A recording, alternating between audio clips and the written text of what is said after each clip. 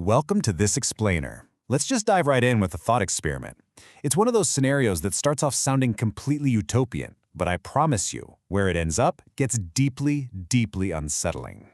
Time is, without a doubt, the absolute most valuable thing we humans have.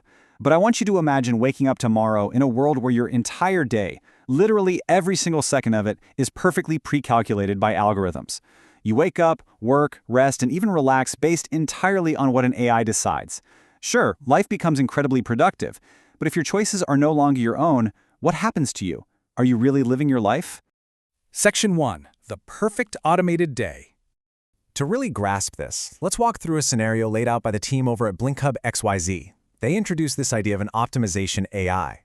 It's a system designed to strip away every single point of friction from your daily life. Just picture this seamless morning.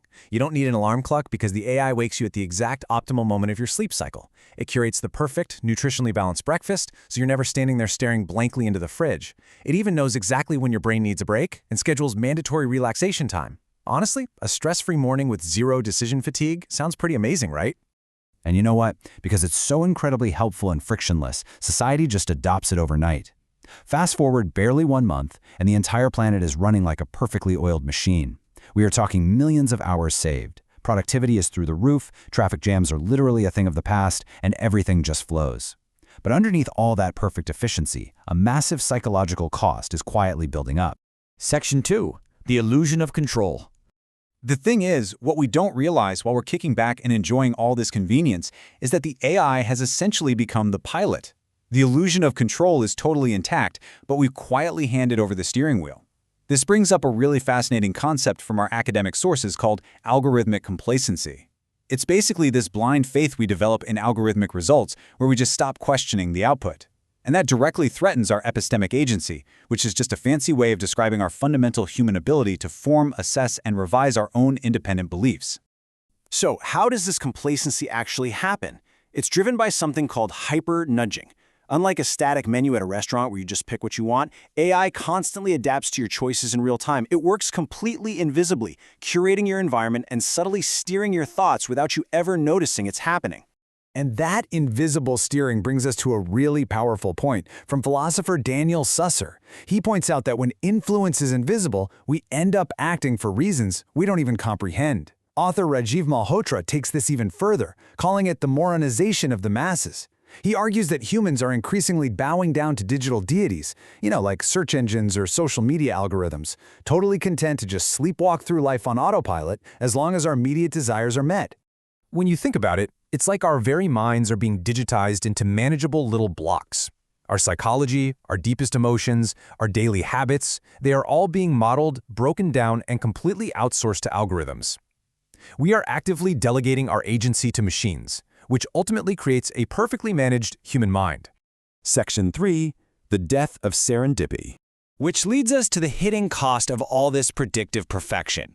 When an algorithm knows what you want before you even know you want it, we are making a pretty steep trade-off.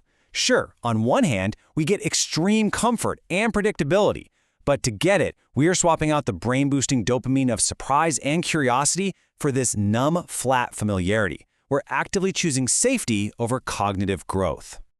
There's this incredibly striking line from an article in AI Authority that sums us up perfectly. Convenience is a stealthy thief of curiosity. This dynamic creates a phenomenon known as choice invisibility. Basically, we don't even realize our options are shrinking because the algorithm only feeds us content, ideas, and products that it already knows we're going to agree with. We completely stop seeing the choices that could actually challenge us or change our minds. So the human cost here is actually pretty staggering. Perfect prediction erases the joy of surprise. It halts our cognitive growth and our creativity, and it severely limits our exposure to diverse viewpoints. Ultimately, when our digital environment just acts as a mirror for our own biases, it actually decreases our empathy for anything unexpected.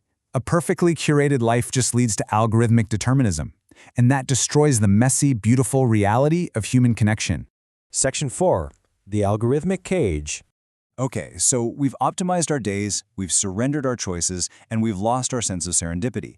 We are now fully living inside what you could call the algorithmic cage. Think about the temporal power axis at play here.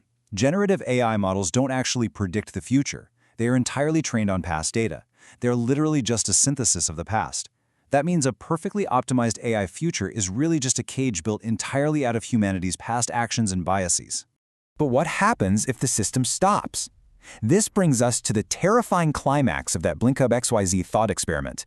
1 month into our perfectly optimized, frictionless utopia, there's a glitch. A single, silent moment. The screens go dark. The guidance vanishes. The result? It isn't chaos. It's a chilling global paralysis. Billions of people are literally frozen in the streets because they spent all that time outsourcing their free will, their desires, and their daily navigation to machines. They suffer from learned helplessness on a massive scale.